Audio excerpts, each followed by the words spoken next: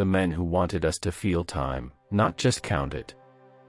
Henri Bergson, 1859 to 1941, wasn't your typical philosopher who hid in dusty libraries, writing thoughts only a handful of scholars could understand. He was as much a poet as a thinker, as much an observer of daily life as a theorist of deep metaphysics. Born in Paris to a Polish father of Jewish heritage and an English mother, Bergson grew up at the crossroads of cultures. As a boy, he was gifted in both mathematics and literature, an early hint at the dual vision he would bring to philosophy, a mind that loved precision but also cherished the unmeasurable. He attended the prestigious Lycée Condorcet, where he won prizes in mathematics and Greek, showing that he could master both the logical and the artistic. He later entered the École Normale Supérieure, where he studied philosophy under great French intellectuals of the time. Bergson could have chosen a safe academic path, writing about already accepted ideas. But he had an itch to ask questions that others avoided. What is time, really? Why does it feel so different in different situations? How does memory work? Why does life seem like an endless unfolding rather than a finished structure? He became known for his books. Time and Free Will, 1889, introducing his idea of duration, la durée. Matter and Memory, 1896, exploring how consciousness and the body interact. Creative Evolution, 1907, a vision of life as a constantly evolving creative force. Laughter, 1900, a surprisingly light-hearted but profound study of humor. By 1927, his influence had spread worldwide, and he won the Nobel Prize in Literature, recognized not only for his ideas but also for the beauty and clarity of his prose. His life was marked by a refusal to see philosophy as something separate from daily living. He believed thinking should help people live more vividly, and that is exactly what his life lessons offer us today. Lesson 1: Time is not just on the clock, it's lived and felt. Most of us treat time like something external, a series of identical minutes and hours that tick away whether we like it or not.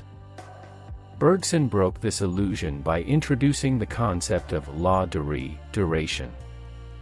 He explained that there are two kinds of time: mathematical or clock time, measurable, objective, and identical for everyone. Lived time, duration, subjective, flowing, and deeply personal.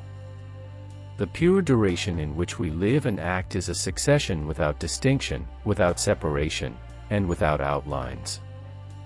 Think about this. 10 minutes in a dentist's waiting room can feel like an eternity. 10 minutes laughing with a loved one can feel like seconds. The clock says they are the same, but your experience says otherwise. Why it matters today. We live in a world obsessed with time management, productivity hacks, and calendars filled to the minute. But Bergson reminds us, it's not just about how much time you have, but how deeply you live it. Modern application. Instead of measuring your day by hours worked or tasks completed, try measuring it by the depth of your moments, conversations, connections, creativity. Example. Think of childhood summers. You can't recall the exact hours, but you remember the texture of the sunlight, the smell of the air, the sound of cicadas. That's la durée. Live for those moments. Lesson 2: Intuition is as important as reason. We've been taught to value logic above all else. Data, statistics, and analysis dominate decision-making.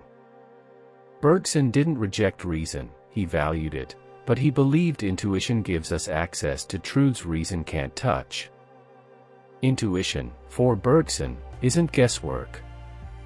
It's a direct, sympathetic insight, entering into the heart of something to understand it from within, rather than dissecting it from the outside. Intuition is the sympathy by which one is transported into the interior of an object to coincide with what is unique in it. Why it matters today. Over-reliance on cold analysis can lead to paralysis. You can have all the data in the world and still feel lost. Intuition gives you the courage to leap. Modern application. Use reason to test your path, but intuition to choose it. Logic can tell you whether something is possible, intuition can tell you whether it's right for you. Example.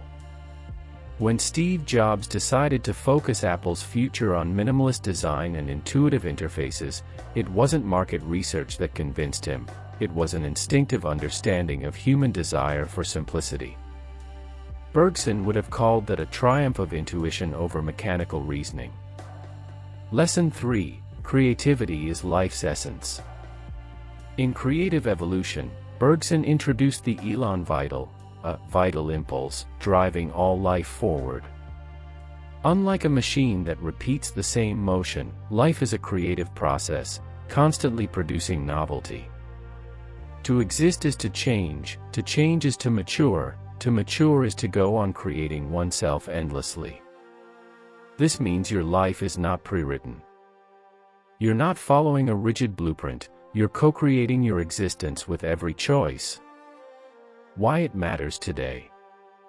Our society often pushes people into predictable routines. Creativity is treated as a hobby, not the essence of life. Bergson flips that. Creativity is not optional, it's the heartbeat of living. Modern application. Approach each day as if you're improvising a song. Sure, there's a melody, but there's always room for a new note, a new rhythm, a new harmony. Example. Think about jazz musicians. They have a structure, but within it, they improvise endlessly. Life works the same way. Lesson 4. Memory shapes who you are. Bergson's Matter and Memory challenged the idea that memory is just a recording device. Memory, he argued, is alive, it actively shapes how we see and respond to the present. The past survives in its entirety. The past coexists with the present. Every experience you've had is not locked away in a vault, it's woven into who you are right now. Why it matters today. Many self-help messages tell us to let go of the past, as if it's a burden. Bergson suggests a different approach, integrate it. Your past isn't baggage, it's your foundation. Modern application. When facing a challenge, don't just try to start fresh. Draw strength from moments in your past when you've shown courage, patience, or creativity. Example. An athlete visualizing past victories before a big game is tapping into living memory, not nostalgia, but a living force shaping the present. Lesson 5. Beware of over-intellectualizing life.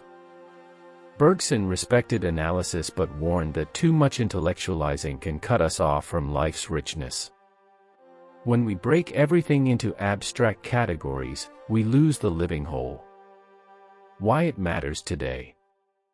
We're surrounded by life hacks, success formulas, and endless articles explaining how to live. But overanalysis can become a substitute for actually living. Modern application. Instead of spending hours reading about happiness, go out and do something that makes you happy. Instead of endlessly researching the perfect plan, start moving and adjust along the way. Example. Trying to describe a beautiful song by listing its notes and tempo misses the magic. Life is like that, it's meant to be experienced, not just dissected. Lesson 6. Laughter is social intelligence. In Laughter, Bergson explored why we find things funny. His conclusion: humor acts as a social corrective. We laugh at rigidity, at people acting like machines in situations that require flexibility. Laughter is, above all, a corrective. Why it matters today. Humor keeps us human. It stops us from becoming too mechanical in our thinking and behavior. Modern application. Use humor to diffuse tension, connect with people, and keep yourself adaptable. Example. Good friends tease each other in ways that bring everyone closer. It's not about humiliation, it's about keeping pride in check and relationships alive. Lesson 7. Flow with life's movement. Bergson saw reality as a process, not a fixed structure. Trouble comes when we resist life's movement by clinging to outdated roles or expectations. Why it matters today. The world is changing faster than ever. Those who cling to fixed identities struggle, those who flow adapt. Modern application. See every change not as a threat but as an opportunity to become a fuller version of yourself. Example. Losing a job might feel like disaster, but it can also be the push you need to start the business you've been dreaming of. Lesson 8. The mind and body are partners, not rivals. Bergson rejected the mind-body dualism of earlier philosophers. He saw them as interdependent realities. Why it matters today. We often separate mental and physical health, treating them as unrelated. Bergson reminds us they're part of the same living system. Modern application. If you're feeling mentally drained, try moving your body. If you're physically tense, try calming your mind. Example. A 20-minute walk can lift your mood more than hours of overthinking.